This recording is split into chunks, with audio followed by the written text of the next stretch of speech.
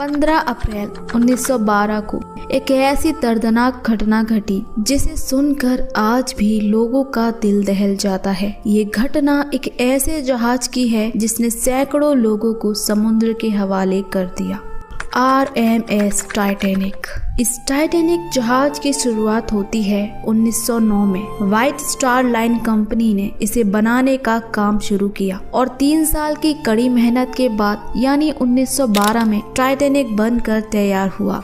ये जहाज बाहर से जितना आलीशान और सुंदर था उतना ही ये अंदर से था। ये कोई आम जहाज नहीं था बल्कि अद्भुत इंजीनियरिंग का नायाब नमूना था। ये 20वीं सदी का सबसे लग्जरियस जहाज था जिसे लोगों के कंफर्ट को ध्यान में रखकर बनाया गया था। बताया जाता है कि इस जहाज की ऊंचाई 17 मंजिला इमारतों के बराबर थी और इसकी लंबाई 3 फुटबॉल मैदान जितनी थी और इस जहाज को चलाने के लिए हर दिन 800 टन कोयले का इस्तेमाल किया जाता था। ये अपने समय का सबसे बेहतरीन जहाज था जिसमें 2 बड़े बड़े ग्रैंड स्टेयरकेस थे, एक swimming pool, Turkish bath, smoking room, 4 बड़े बड़े रेस्टोरेंट, एक लाइब्रेरी और भी कई तरह की फैसिलिटीज थी जो इसे आलीशान बनाती थी। और अब टाइटैनिक बनकर तैयार हुआ और अब वह दिन आ गया था जब इसे अपने पहले सफर के लिए रवाना होना था। 10 अप्रैल 1912 को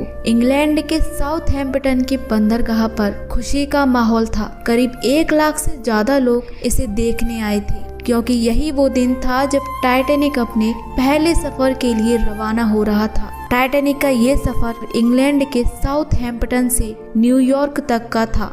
टाइटैनिक में कुल 2224 लोग सवार थे। इसे बनाने वाले लोगों का कहना था कि ये जहाज अनसिंकेबल है, यानी ये जहाज कभी भी डूब नहीं सकता। जब टाइटैनिक का सफर शुरू हुआ तब 12 अप्रैल को ही टाइटैनिक के रास्ते में आइसबर्ग होने की चेतावनी मिल गई, लेकिन इस चेतावनी पर कैप्टन ने कोई खास ध्यान नहीं दिया। टाइटैनिक को फिर से रेडियो ऑपरेटर के जरिए 14 अप्रैल को 6 और वार्निंग मिली आइसबर्ग के बारे में, लेकिन कैप्टन ने इन वार्निंग को नजरअंदाज कर दिया और कैप्टन ने जहाज की स्पीड को कम नहीं किया। कुछ वार्निंग तो जहाज तक पहुंच ही नहीं पाई। 14 अप्रैल रात के 11:39 पर एक बड़ी सी बर्फ की चट्टान देखी गई जो बिल्कुल टाइटैनिक के सामने थी। इस चट्टान से बचाने के लिए जहाज को हल्का सा दूसरी दिशा में मोड़ा गया, पर तेज रफ्तार के साथ इस तरह का टर्न लेना उतना आसान नहीं था,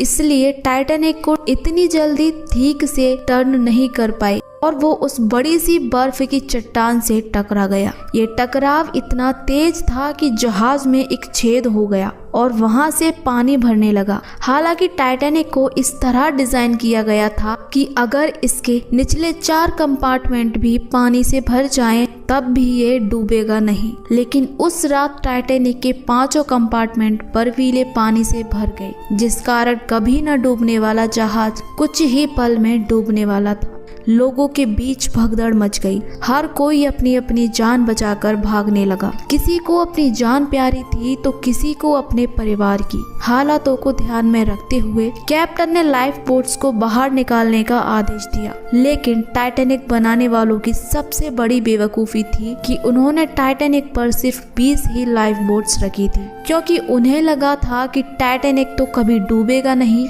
इसलिए ज्यादा लाइफ बोट्स का क्या फायदा। उन्हें लगा था कि ज्यादा लाइफ बोट्स टाइटैनिक की खूबसूरती बिगाड़ देगी, इसलिए जहाज में सिर्फ 20 ही लाइफ बोट रखी गई थी, जिनमें से हर एक लाइफ बोट्स में 65 लोगों की जगह होने के बावजूद जल्दबाजी में 35 से 40 लोगों को ही भेजा गया और 20 लाइफ बोट्स में से भी सिर्फ कुछ ही बोट्स भर पाई, जिस वजह से 1500 से ज्यादा लोग जहाज पर ही रह गए और जो लोग तैरना जानते थे वो समुद्र में ही कूद गए। लेकिन उस समय समुद्र का पानी -2 डिग्री सेल्सियस से अधिक ठंडा था, इसलिए ज्यादा से ज्यादा 15 से 20 मिनट तक ही लोग जिंदा रह पाए और बाकी के लगभग 1500 लोग थे जो जहाज के साथ ही उस बर्फीले पानी में डूब गए और उस बर्फीले चट्टान के टकराने की वजह से टाइटैनिक 2 हिस्सों में बट गया और पानी में समा गया। कहते हैं कि जब टाइटैनिक डूब रहा था तब कुछ म्यूजिशियन लोगों को अच्छा महसूस कराने के लिए और डूबने के डर से बचाने के लिए गाना बजा रहे थे, लेकिन वो भी जहाज के साथ ही पानी में समा गए। जिस जहाज को बनाने में 3 साल लगे, महज 2 घंटे 40 मिनट में ही वो डूब गया और ऐसे ही टाइटैनिक का अंत हो गया और लोगों के सपनों का जहाज सिर्फ यादों में ही रह गया।